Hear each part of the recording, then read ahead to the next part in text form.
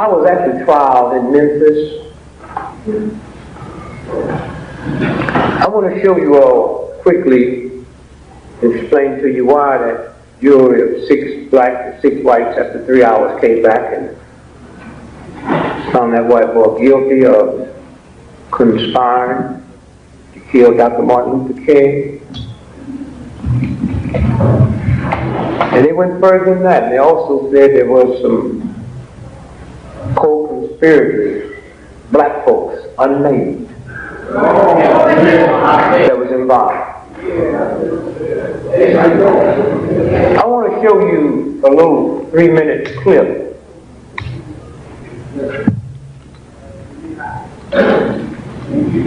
of the minister that Dr. King was going by his house for dinner.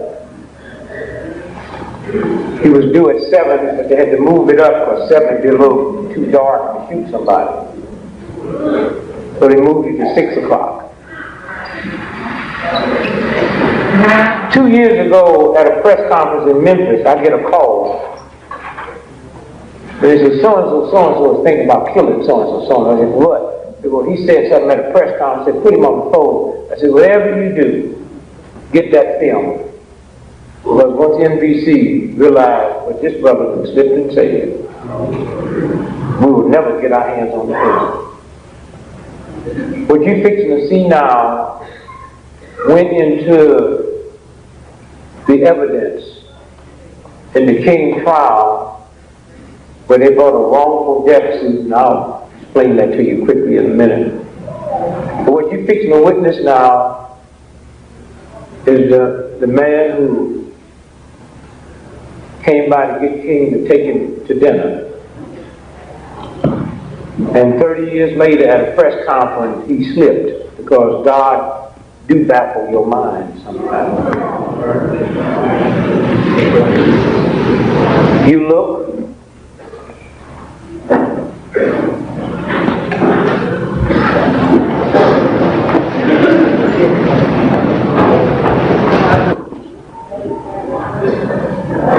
Some of the activities are geared especially for the young who did not have a chance to get the feel or to know what the civil rights movement actually was about. Even as they marched, now they could have stopped in a hotel, but when you think about marching from Memphis to Jackson or Jackson to Memphis, there were no hotels. You stayed in churches, you stayed in people's homes, and that's how we got over, that's how we got through. The struggle was a spiritual struggle. You couldn't pay people to do what we had to do. You couldn't pay people to stand before mad dogs and fire hoses and billy clubs and cattle prods. It was strictly a spiritual and moral movement. So we wanted that dimension to be in the pilgrimage to Memphis. We will revisit the mountaintop speech site. That's the Mason's Temple, where Dr. King made his last address, which he almost didn't make, because the night that we were having that rally, there were tornado warnings, and he was behind on the Poor People's Campaign. And he said, you guys go on over and have the rally. I want to stay at the motel and work on the Poor People's Campaign. When we got there and Dr. Abernathy walked in and Jesse Jackson walked in and I walked in and others, people started clapping because they thought Martin was behind us. And so Ralph's preacher said to him, this is not our crowd. And he went to the phone and called Dr. King. And that any of the marches that we had in those days, you have an opportunity to bring the children and bring the family and march with us. And when I finished sharing with them the last hour of Dr. King's life, a hurry. But that gave me the wonderful privilege of spending the last hour on earth. 3 preachers in a room, Abernathy, King, and Kyle. And we spent that last hour together in room 306 at the Lorraine Motel. The press is always curious, and writers, what went on? What did you talk about? I said, we just talk preacher talk. What preachers talk about when they get together. Y'all pay real attention to what you're fixing to hear now. About 5:45, we walked on the balcony, and he was talking to people in the courtyard. He stood here and I stood there. Only as I moved away, so we could have a clear shot, the shot rang out. Thank you. I turned around and him back on the balcony. Listen. Oh. Wait, listen. Listen.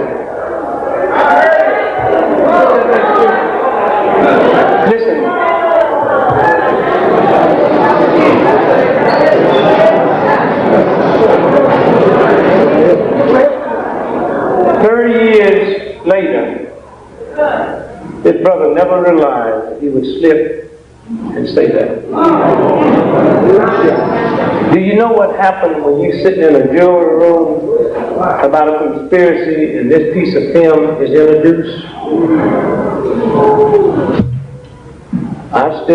He stood here, I stood here, only as I moved away so he could have a clear shot. The shot rang out. This was the brother that he was going by his house for dinner.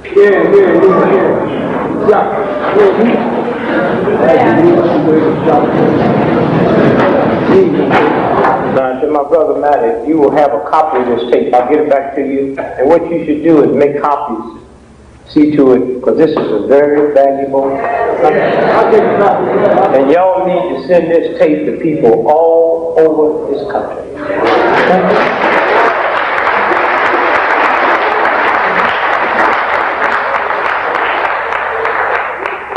And so this was the trial that went on that the press didn't want to report because they couldn't.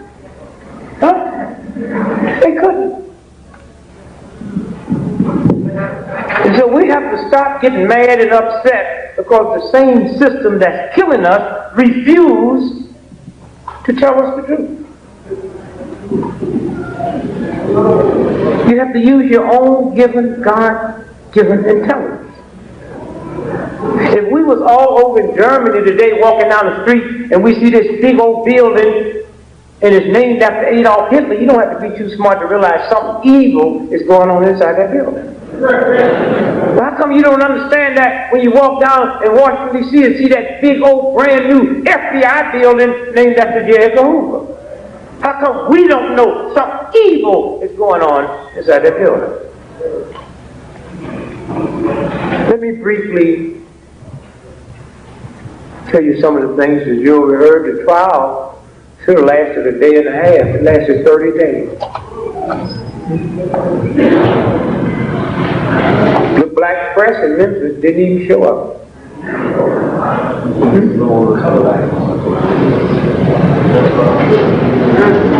Let me tell you how this trial came about. About 6 years ago, a white man named Lloyd Jarvis, who probably, now this is just my philosophy, who probably was told they're fixing to blame the King murders on you. So he went to ABC. And they did a whole session with him, telling him how he was involved with the conspiracy and who it was. And then they never ran it. And so now he's running for his life. So he goes to the King family. And he tells them the same thing that he told ABC. He tells them 3 times, and the 4th time, Andy Young. And they filmed it, they taped it. He said, I was given $100,000 by Frank Liberto, who was the mafia puppet who ran Memphis for the big mafia boys out of New Orleans. So it was Frank Liberto, he said, that gave him $100,000 to set up the whole mechanism for killing King. In the building right behind the Lorraine Hotel with the courtyard bumped into, Lord Jarvis had a restaurant called Jim's Grill. He also said that at the first meeting, here's who was there, so-and-so was there, so-and-so was there, and let me tell you, there was some black folks there too.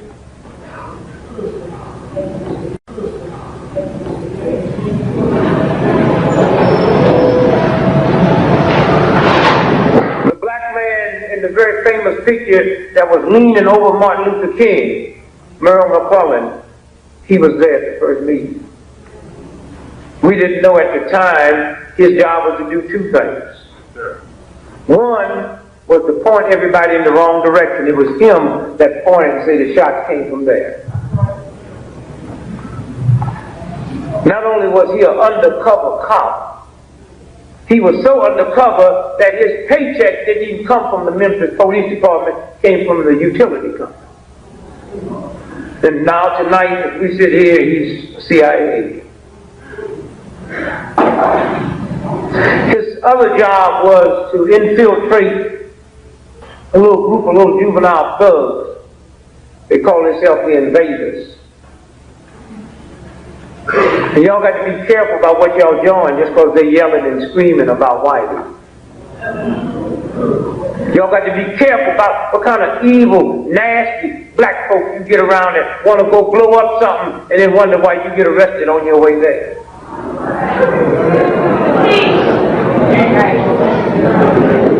Martin Luther King was preparing for the Poor People's March in Washington, D.C. Yet many senators and many Congress people said, we don't think he should come here because we are afraid of the amount of violence that will be created. Martin Luther King's answer to that was, I've led demonstrations, there's been violence, but it wasn't on our side.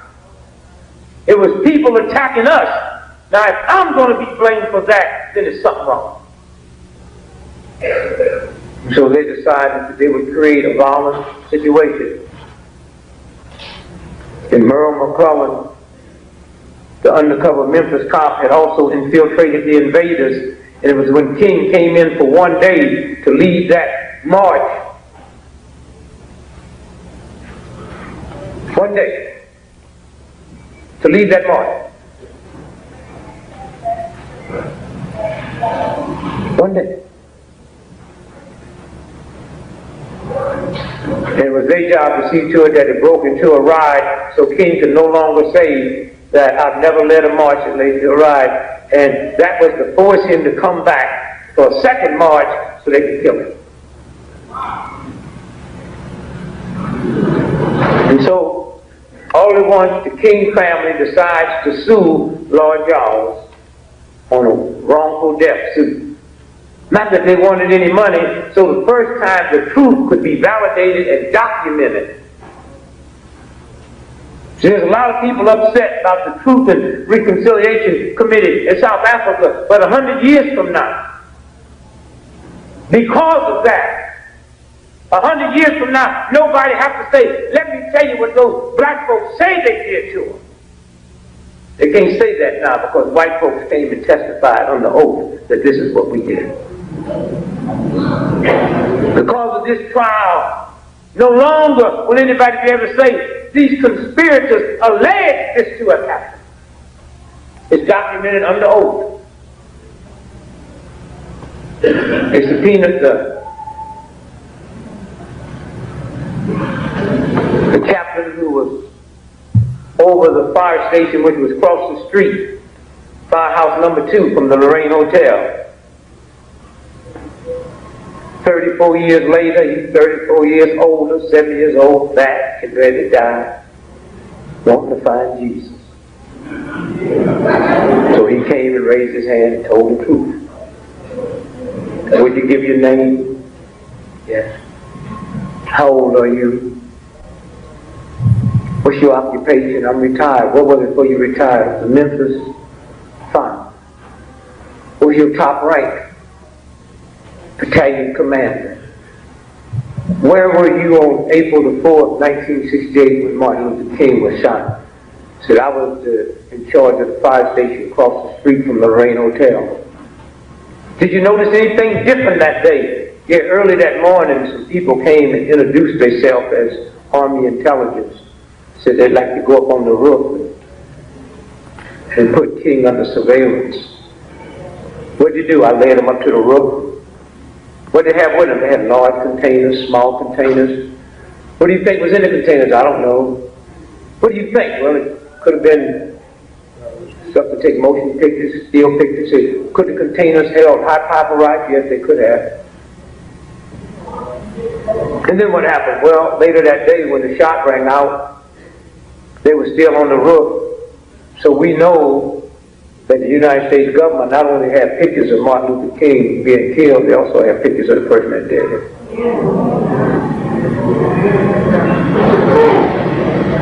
So then what happened? He said, then I rushed across the street and ran up the steps where King was laying on the ground, and I helped put him on the stretcher. Said, did you get to see the wound? Say yes. Would you describe it to the jury? Say the wound was going up, which means he had been shot from down here, not up there. He's a white man who ran the fire station, who probably 30-some years ago couldn't care if King lived or died.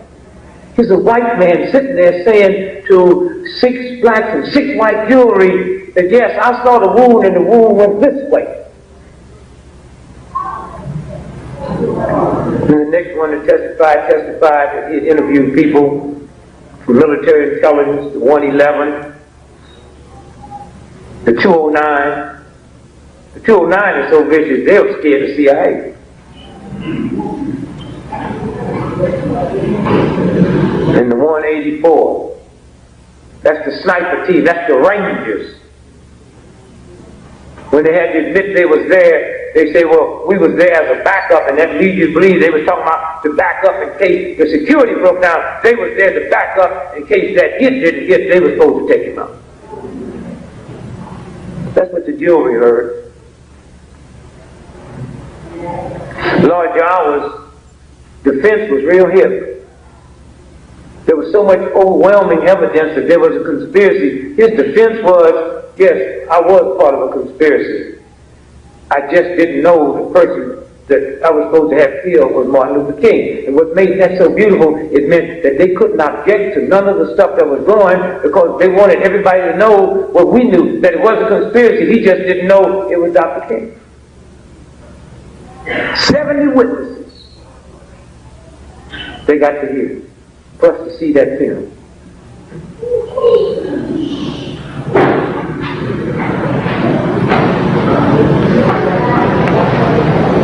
They got to listen to Earl Clark's wife. Who was Earl Clark? Well, when the shot rang out, the dude who shot took the rifle and gave it to Lord Jawas, and he took it through the back of his restaurant window, and then he jumped over a concrete embankment. There was a black cab driver, Paul Butler, cab 58. He heard the shot. He didn't know King had been hit. He got out the cab to see what happened, see this white man jumping over this concrete embankment, so he followed him around the corner and watched him get into a police cruiser. That man who shot King was Earl Clark, Memphis cop. Dead now. But they subpoenaed his wife. He came to defend the good name of Earl. My husband couldn't have done that because he was homesick all that day. At what time did he find out Dr. King had been shot? Well, he found out over his police radio. And then what happened? He realized how serious it was that he had to go in. And then what happened? All of his uniforms was in the cleaners. So I had to go get his uniforms out. Miss Clark, you aware what time Dr. King was shot? Oh, I think it was a little bit after 6 o'clock. Miss Clark, are you aware that the cleaners closed at 5? That's what the jury heard. Huh? That's what the jury heard.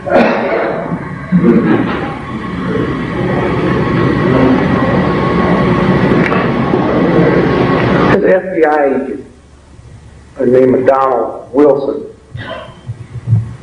He's the one that found the Mustang that Lee Harvey Oswald was driving. Found it in Atlanta.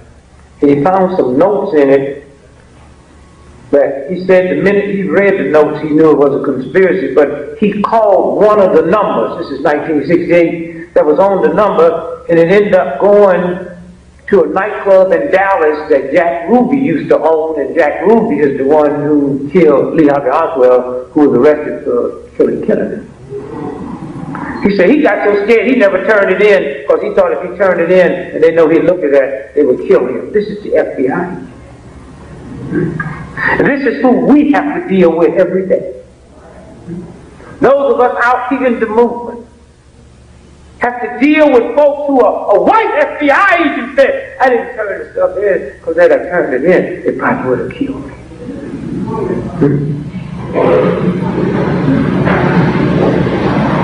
That's some of the things they heard at the trial.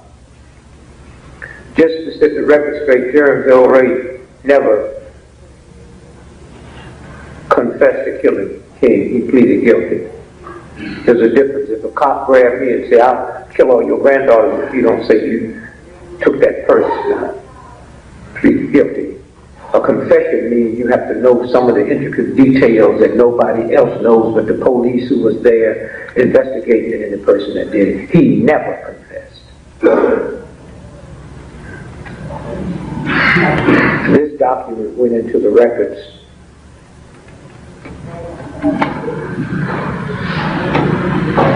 He had probably one of the best defense attorneys that had ever lived in the history of the planet at the time. His defense attorney was called Percy Foreman from Houston. Lawyers used to come in from all over the world and just go to this bar where he used to hang out and just sit and listen to Percy talk. He was James Earl Ray's lawyer. James Earl Ray was coming up to be sentenced on March the 10th. Here's the letter that Percy Foreman, James Earl Ray's lawyer, sent him on March the 9th, 1969. Percy Foreman, Houston, Texas, March the 9th, 1969.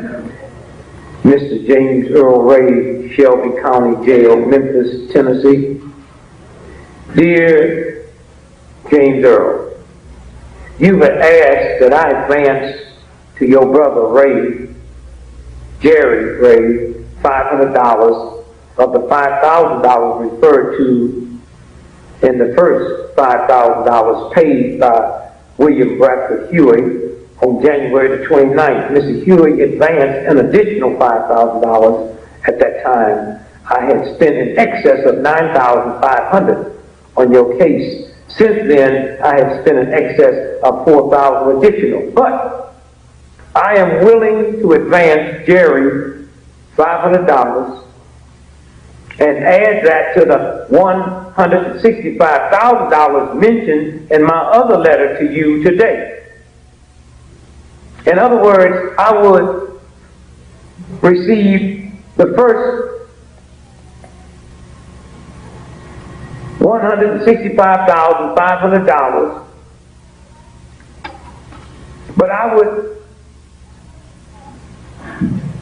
make the advance to your brother of $500. And this advance also is in contingent upon your plea of guilty at the sentencing tomorrow on March the 10th without any unseemly conduct on your part in the courtroom. Here's a man's lawyer that told him, your father 30 years ago jumped bail. We're fixing to put him in jail. If you don't plead guilty, I, your lawyer, personally will see to it you get the elected chair. And all the way, we're trying to explain how y'all got all this money. So the government is going to say that your brother and you robbed banks. So he's going to jail if you don't go in and plead guilty to him. The jury got this letter from his lawyer, promising him $165,000, but it was contingent on him pleading guilty. Thank God to the King family. Thank God to William Pepper that handled that case. Thank God to everybody out here and the many people that died. His brother was murdered. They said he drowned in the swimming pool. Dr. King's brother, because he was questioning King's death. AD. They tried to kill Covert in the church and missed her and killed Dr. King's mother and made like it was some little crazy lunatic guy that came down. And yet the King family kept on moving. Never born with millions of dollars. Never had the glamour that the Kennedy family had, and yet the Kennedy family have spent one nickel trying to find out what had happened to the Kennedys, including that funny little thing that went down with John last summer. Thank you. And so I say to you tonight,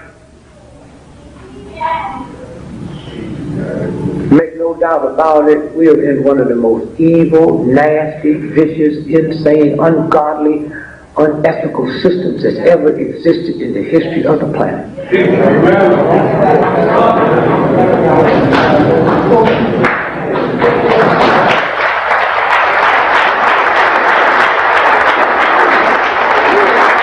And not only will they kill black folks, they'll kill white folks that look like they're going to show us in a certain light.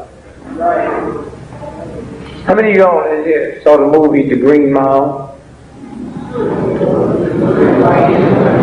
Thank you. How many of y'all didn't like it? We'll go back and see it again. I've seen it 13 times. And when you go back and really see what that movie's about, then you realize why Stephen King was hit with that truck. And then you realize why 2 months ago Stephen King had a press conference and said he'll never write again. And then you realize last Friday, this guy that got all kinds of bad records of driving went into court, one of the most powerful writers that ever lived, and got set free. And I'm going to say to you again, those of y'all that didn't like the movie, you should say a prayer. That your mind will be open to see what you really saw. And those of you that haven't seen it, every day that goes by without you seeing it, you do the 70 trillion cells in your body a disservice. What's the name of the movie? The Green Mile. Who saw it? You remember what the black man's name was? John Coffey. And those nickels is J. what? Go back and see the movie. And then read the New Testament, because that movie is the story of Jesus Christ. They just took a mentally retarded nigga and made him Jesus, and most of y'all didn't even see that, because y'all would expect a Ron Brown type nigga to be made Jesus. Huh? That white woman laying in the bed, that was Mary Magdalene. Y'all go back and see it. Those of you who didn't understand. Jesus Christ wasn't healing, he was pulling demons out of people, and he cast them into pigs, and the pigs went crazy. In that movie, he pulled them demons out and cast it into that pig cough, and he went crazy. Y'all go back and see that movie again.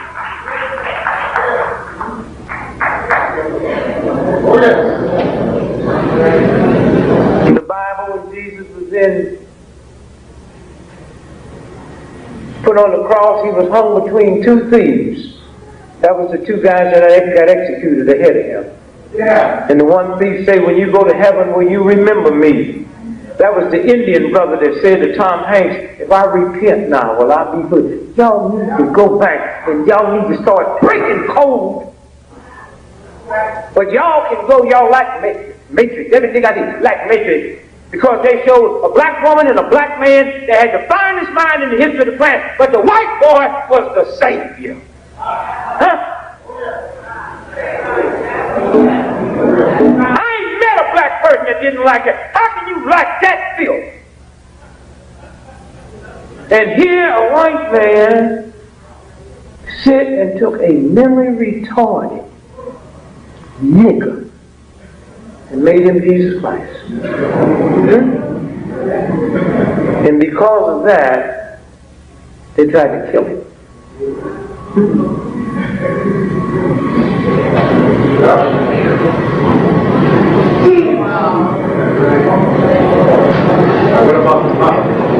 And when he said, I leave here and I join my Father in heaven. Doctor is the one who was picked to replace Martin King But Jesse is the one he trained. If you had spent all this time on putting him in place, and you ain't got nobody else around Martin. Now, Andy was supposed to be shot with Martin, but Andy wasn't on the balcony. He was on the floor, so he didn't get it. Ralph was inside, so he didn't get it.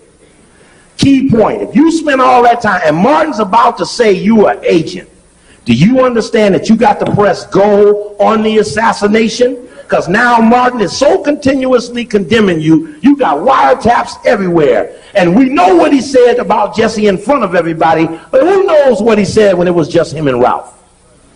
How much more severe was his accusations? Such that if you didn't kill Martin, of white limitations don't run out on murder. Okay. Let's let this run, and then we're going to go back and look at it again in straight speed. Look at. He won a few times.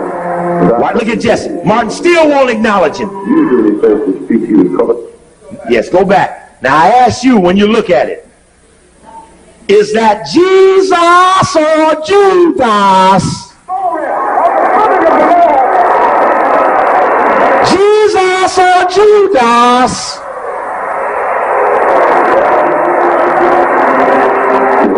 Times without him visibly shaking himself. Nobody would touch him. He was caught up in it. But just let it run, let it run, let it run. Now we're on the day of. Now Jesse done went and told them, look, you better move now. Reteaching not violence. I'm running out of time. This the last song. They brought him on the balcony at 3:06. I said, oh. He was shot with a 30-06. Oh, no, I called the house and dinner is not until 6. So we are in no hurry. Oh my goodness.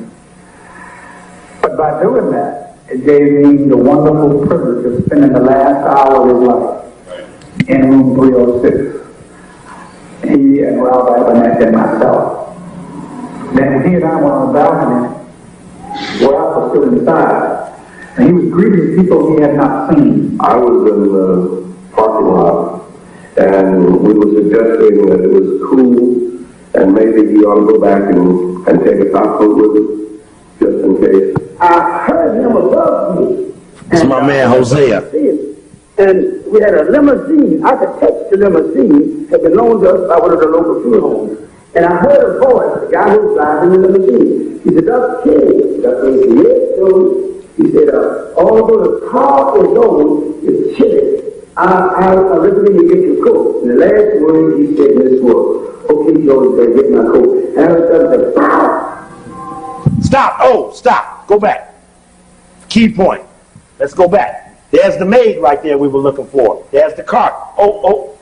Okay, let's freeze it at the highest point where Jesse's back is in the pit. Right there. Stop. There we go. There's Jesse Jackson.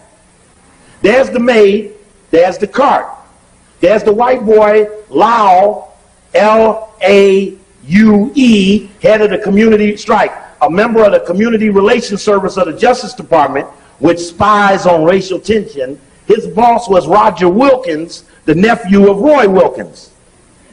There's Muriel McCullough, the FBI, CIA, Memphis Police Department informant, who now works for the CIA. There's Martin King laying there with the towel over his face. Brother, I appreciate this pointer. This really helped out a lot. There's Ralph. There's Andy.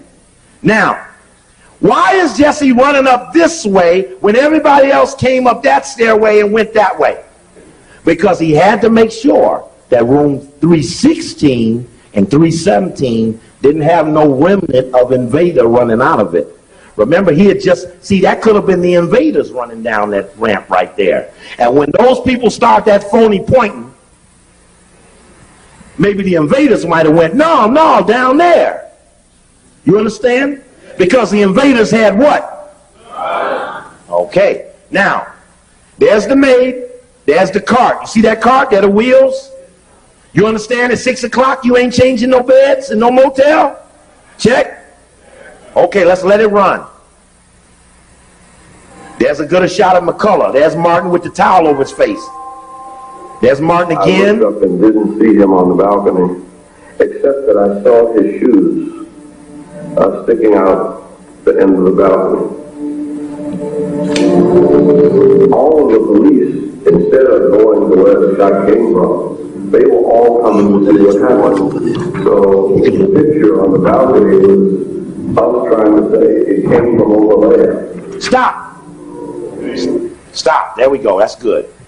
There's that phony point. There's Jesse's head right there, making sure that he ran up there and gave a phony pointing. Now here's the problem with the people pointing. All of the people pointing were this way, looking up to Martin. The shots came from behind them, whether from the bushes or from the rooming house, it was behind them. Not one single person said they turned around and saw somebody or at the rooming house. Those that even saw anybody, Solomon Jones, Earl Caldwell, New York, saw somebody moving in the bushes. Check. So how is it that those with their back turns suddenly become so definitive on something they didn't even see? You understand? It's not logical that they're primary sources for a focus. Okay, we can turn the lights down. It was a script, right? So, and Andy's recanted his false pointing. And covered him from his neck down. Someone had a towel put to it. Blood was just everywhere.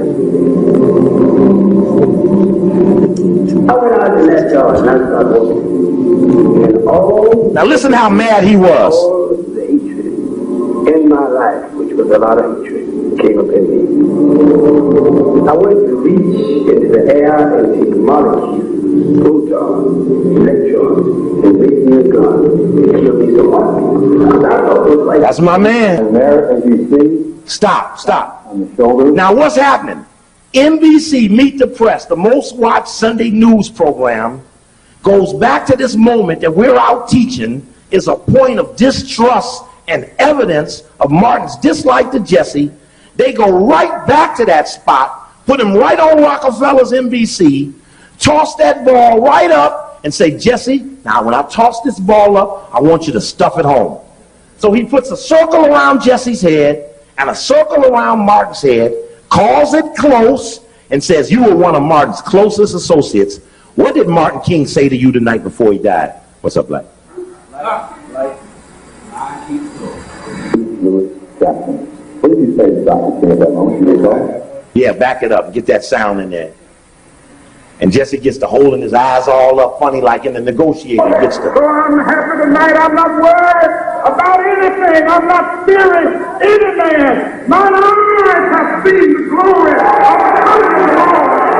And as he continued to speak, he walked behind, and there, as you see, tapped on the shoulders of one Jesse Louis Jackson. Highlights two faces and At that moment, you recall? wipes Ralph out. Different of expression because I think we were all crying. Different in that the minister said it was right when they did what Count Brothers. Many were crying. It was kind of different. It was like we realized he was on the most good and like he had released himself. But he tried not to come to church to speak that he acted as did come to speak. I said that one day when that man was with me. We went together. Stop. And the crowd. What did he say?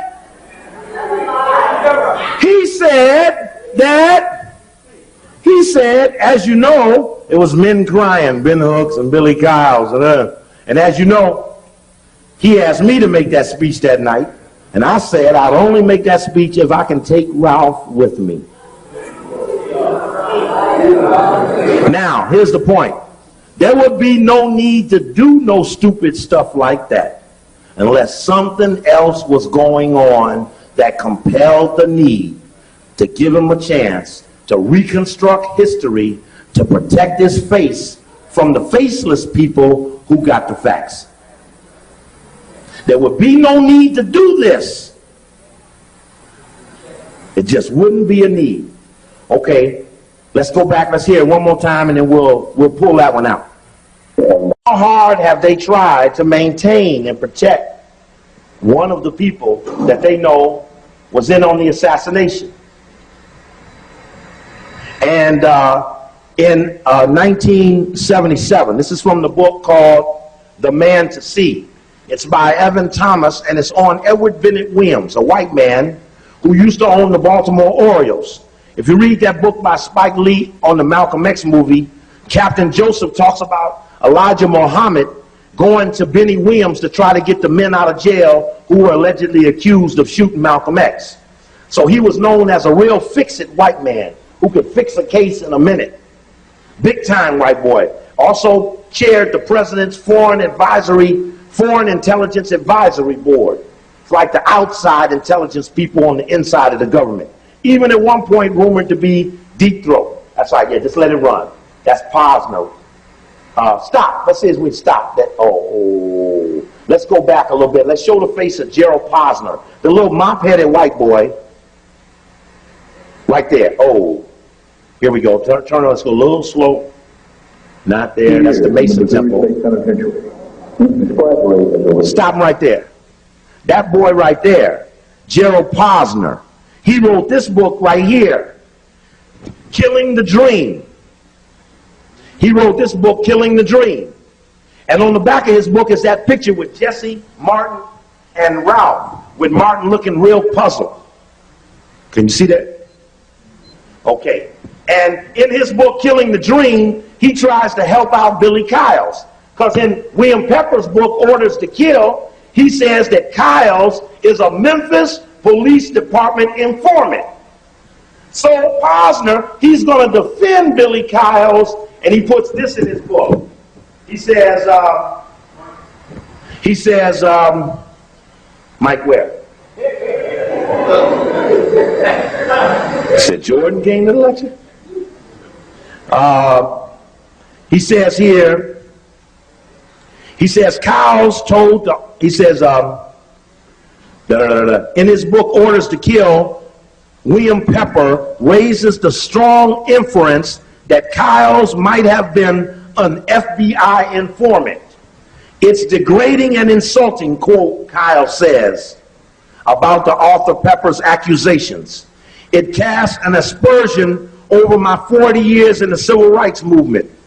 I saw how Pepper operates. Now, he says that he's appalled that Pepper called him an FBI informant. Check. But what did I say Pepper called him? An FBI informant? No, I said that Pepper accused him in this book, Orders to Kill. See, you got to listen to them semantically. See, they're going to deny something, but they ain't going to deny what they were accused of. In Orders to Kill, this book, William Pepper says that Kyles, he talks to the police chief, Sam Evans, who was running things then. He said, Kyles was one of my informants. Billy Kyles was an informant. Billy Kyles is the one that told the police that Martin King don't need no protection that day. Okay? Billy Kyles is the one that made sure Martin King had his tie on. It was the briefing at 4:30 after Ray was checking in at 4 o'clock that said that friendlies will not be wearing ties, coding the people who are on the government side in the assassination scenario would not be wearing a tie. One guy that night was in an argument with Martin King because he was just insisting that he was not going to wear a tie to go to dinner. Who was that?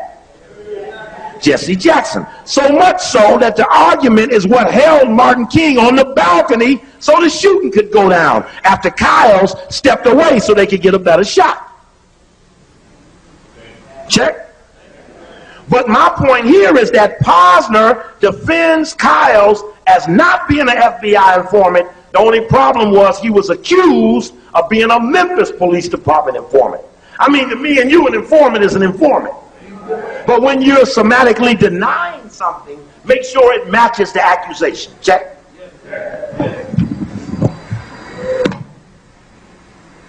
Let's see. There we go. Now, we just wanted to show Posner. Okay, you can let it fast forward. Okay, now, very important point. You can turn the lights up a second, because it'll take me a minute for that to get to the spot I need. In 1977, this is from that book, A Man to See, on Edward Bennett Williams. And this is Edward Bennett Williams says that Jesse Jackson came to see him because he thought he was in trouble with the U.S. government for misappropriating $1 million of the Push XL money. Page, for the record, page 464. When the establishment turned on Jackson, he came to Williams. In 1977, Senator Hubert Humphrey had seen a piece on 60 Minutes describing Jackson's attempts to motivate inner city youth to get an education. Humphrey urged HEW Secretary Joe Califano.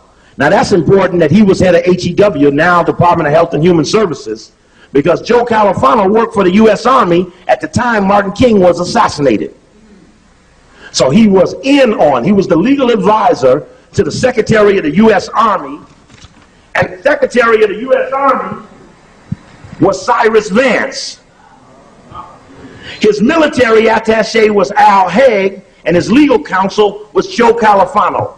Not one single book on any King assassination or Kennedy assassination appropriately brings up the role of Vance, Haig, and Califano.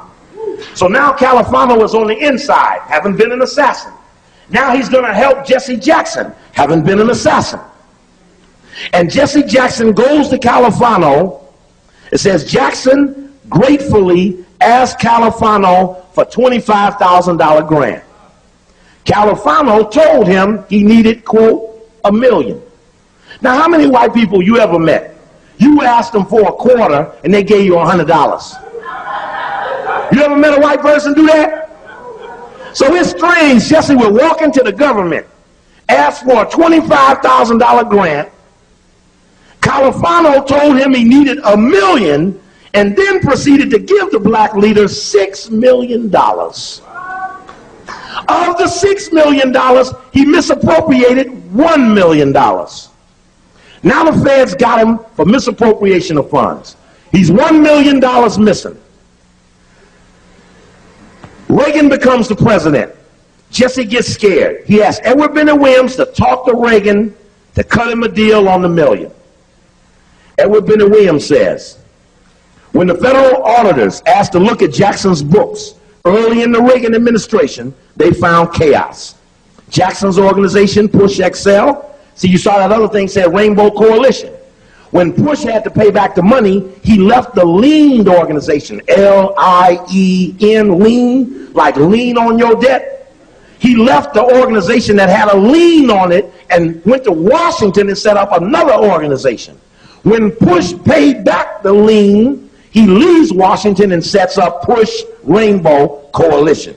Check? Okay, because you got to watch him. He's a magician.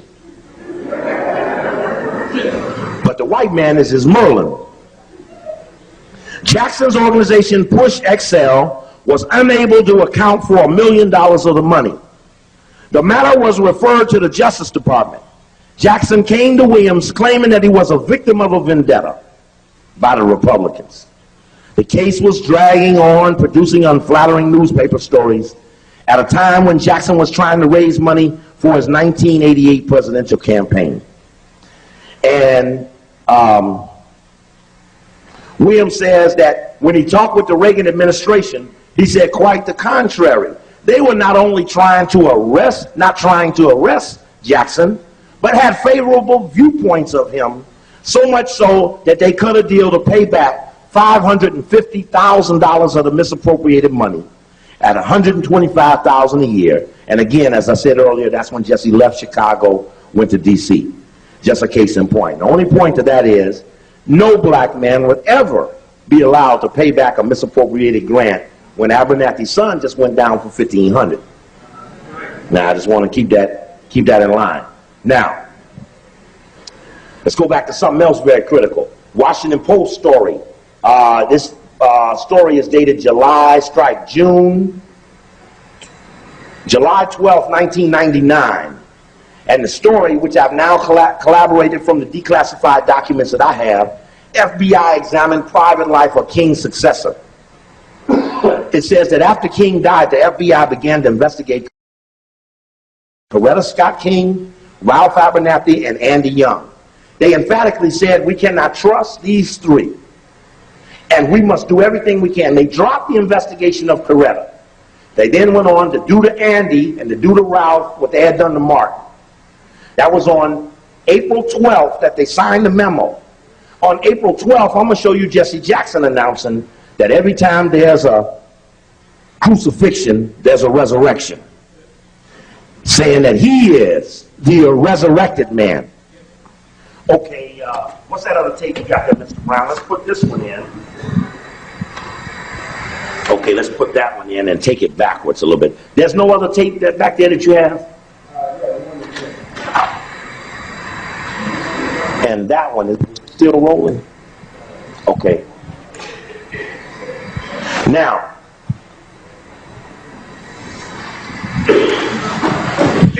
Jesse's a strong proponent of the no Raul theory. And again, I showed you when I was here last. We were totally dependent on Dr. Yeah, turn the lights down. Now run it backwards. Run it backwards. That's Jackie saying that when the assassination went down, Jesse called her. And Jesse said, Jackie, Martin's dead. You're going to hear about it, but Martin's dead. And Jackie, she says, well, what are we going to do now, Jesse? She didn't say, how's Coretta? She didn't say, how's everybody else? She didn't say, is anybody hurt? She said, Jesse, what are we going to do now? Something you want to tell me? Okay, gotcha. Okay, and in this picture, now, yeah, this is Jesse announcing he's available for leadership. But just keep going back, because I want to put this in context. Oh, there's the white man, Don Rose. He's very important, because Don Rose, the white man, just stop. Freeze. Oh, right there. Hold him up against the wall. Don Rose, great. His name, you all don't know him. I'm from Chicago. Don Rose is the white man that you see when you black to get the white media to report on you. You don't go call NBC, you don't call CBS, you call Don Rose, and he gets the media. When I was attacked and fired out of the mayor's office in Chicago, it was Don Rose who coordinated the white media's attack on me, which came May 1st, the Illuminati birthday, 1988. Don Rose is the man that Jesse Jackson left town to meet up, who put him on the Today Show the next morning after Martin was killed to start the discussion that Jesse is the heir apparent to Martin King.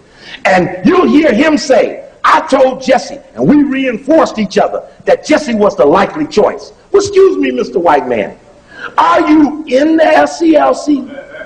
And doesn't it seem odd, Mr. White Man, that outside of the FBI, you're the only other white man that feels it's your job to pick the black man to run the black organization?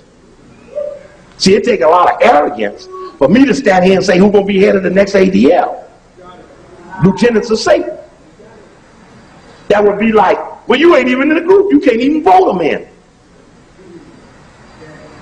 But everybody don't know Don Rose. He's another one of those white people in the Jewish religion that got their fingerprints on the King assassination. And you don't know him. There used to be something in Chicago called Triple C. And Don Rose was the front man behind Al Raby, who was one of Martin King's associates, one of Harold Washington's associates, who died writing the resolution for the Black Jewish Coalition condemning Steve Coakley on November 25th, 1989. Al Raby dies laying on the resolution condemning me. Whatever there was struck his ass dead with a heart attack at 155 pounds, 5'9". Okay. Now let's keep going backwards. Let's just keep going backwards, because I'm going to show you Jesse in the courtyard. Now remember, we saw the people falsely pointing. For the record, in this picture is the man Raul, who's picked out of a lineup by a white woman named Gregory, and Raul is standing next to Lee Harvey Oswald, who's standing next to Clay Shaw. Point being that the people who killed in the Kennedy came around for the King. Okay? Same squad. Notice Jesse, what is he? Does he have a tie on? Now remember we heard, stop right there. That's Calvin Moore. Oh, stop right there. Look at Jesse, no tie on. That ain't important yet. That's been branched. Jesse wouldn't wear a tie that night. The briefing to the military men is friendlies will not be wearing ties. Ralph had on a tie. Martin was made to put his tie on. But Jesse emphatically wasn't going to wear no tie. And when we look at the people in the courtyard, notice who ain't wearing ties and who is. If you get to King video number 1, you'll see the people without the ties ducking when the camera comes. For the things you're seeing us do now, that's in King Assassination number 2 in the video. The only audio back there is a tape called King Assassination 99 or Jackson's role in the King Assassination. They're both the same tape. Okay, keep going backwards a little bit. Now, Jackson's in the courtyard at that moment, but all the staff is at the hospital. Jackson told everybody don't talk to the press. Soon as everybody left, he started talking to the press. Notice the shooting was in the light, and now everybody's gone, it's in the dark. Very important. Okay, let's hear Andy starting right here. A jar and started scraping up the blood and said, you know, and crying. That was Martin's precious blood. This blood was shed for us. It was, you know, it was weird. The people freaked out and did strange things. Jesse put his hands in the blood and wiped it on the front of the shirt. And it was, and what do you do? You tell the truth. In a moment like that. Tell the truth. Abernathy, Young, and others went to the hospital. Notice nobody's giving a statement. Where the media began to swarm. Look at Jesse. Did you hear what he said? Stop in a second. Jesse's saying in his southern accent, I need me a ride to go see Dr. King. Anybody got a ride I can go see Dr. King? Now the staff done left with the body. Ralph's in the ambulance with Martin. The rest of the staff's in the cars behind the ambulance. The police who had cut off all of Memphis are moving this procession, towards the hospital with a police escort, since all the roads are closed. Now, there's a tape back there. It might be one. I don't know if there's one. I don't think there's one. Coakley TV. But I did a cable show in Chicago laying out the King assassination and Jesse's role. And I've said this for the record before. Jesse saw the program. And when Jesse, for him. Because as I mentioned, as Jesse would see me in the public, all my friends go, whoa, here it comes Jesse. Whoa, Steve's here, it's going to be fireworks. And then they watch Jesse run around me. And I'm saying, if I'm talking about him, just like if you was talking about me, I'll hunt your ass down. You would never see me run from somebody dogging me out. Especially if it's unrighteous.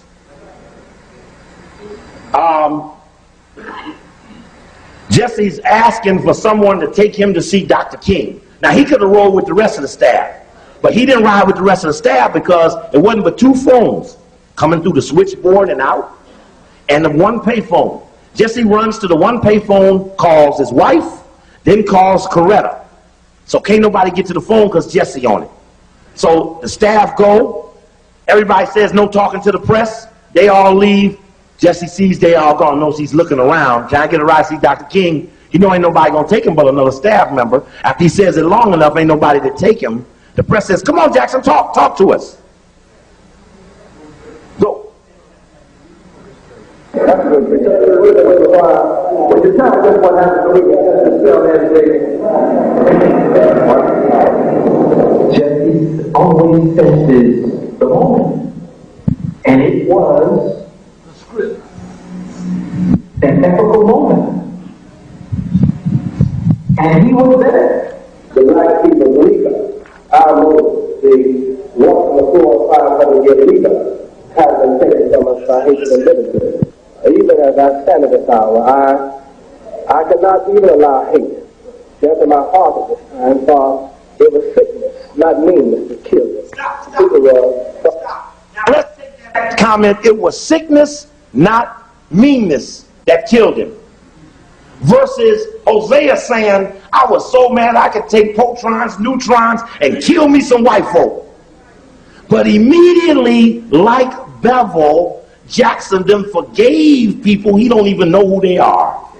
See, it's something you give an absolution and ain't even nobody in the confession box. You might as well forgive Casper the Ghost. But he... See, it's something you give an absolution and ain't even nobody in the confession box. You might might as well forgive Casper the ghost. But he's already forgiven. Don't worry. Don't mess with him, because it ain't nothing. It was meanness, hatred, or some old bullshit. You know what I mean? Okay, I'm sorry, but listen. Father crying, hollering, oh God. And I immediately started running upstairs to where he was, and I caught his head. And I tried to feel his head, and I asked him, I said, Dr. King, do you hear me? Dr. King, do you hear me? Stop. And Jackson gets up there, now that everybody's gone, and begins to say, I was the last person to talk to Dr. King. And I held him in my arms, and I said, Dr. King, can you hear me? Dr. King, can you hear me? And he never touched him. He never touched him. See, he used that statement to say that's how he got the blood on his shirt. But Andy just told you how he got the blood on his shirt. What did he do? He did this. He did this.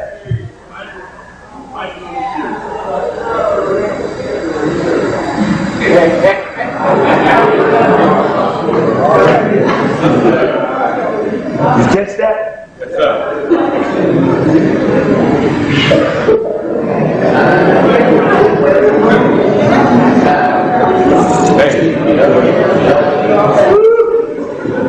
Jesus or Judas?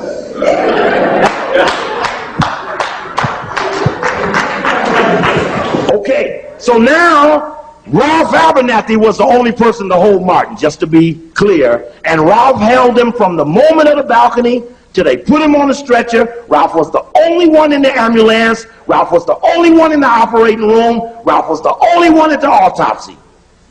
And you will cry when you hear Ralph Abernathy say, when they take that saw and cut open Martin King's brain, and he says, and I was looking there on that gurney at my buddy, and when they cut his head, I knew my buddy wasn't in that body anymore.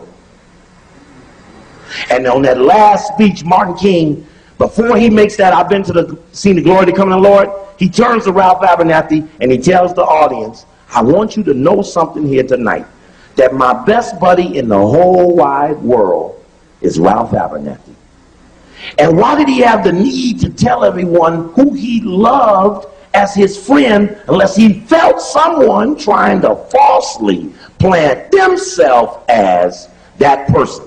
And again, since Jesse was 6 in the order, there was no way he was the heir apparent, and Martin had already carved out the structure of the organization. They all knew it was Ralph after Martin.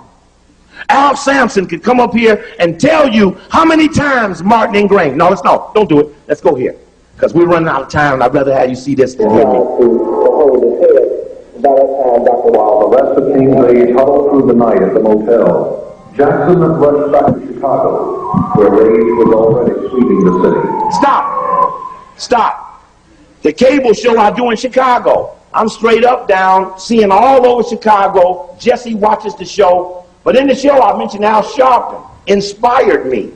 Jackson calls Sharpton and accuses him of inspiring me to attack Jackson. Sharpton says, well, what did Coakley say? And Jesse gave him every detail. Sharpton said, and I wrote it down. He said, and then I went to see Reverend Claude I'm going to say Claude Wyatt. He said, I went to see Wyatt T. Walker, who was SCLC's field director at that time. And when he told Wyatt T. Walker what I said, Wyatt T. Walker said, protect Coakley. Don't let nobody mess with him. And tell Coakley that if Jackson ever attacks him or harasses him about that analysis, just ask Jesse to tell Coakley how he got out of Memphis on the night of the assassination, since the planes, the boats, the trains, the buses, and the cars were all cut off.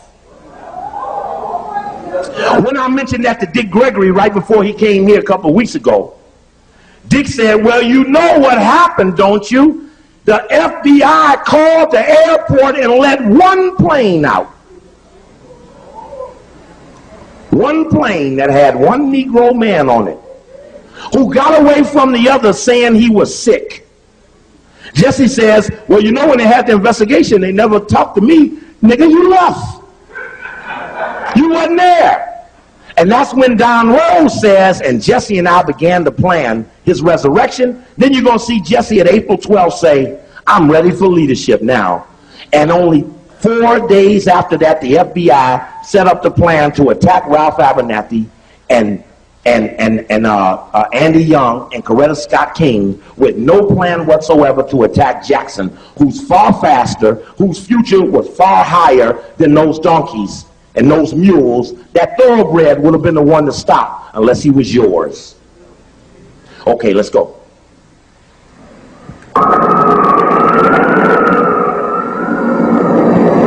When we were going to get in the car, it's really a silence, who's going to speak first, because I didn't have the words to say, and he didn't know what to say.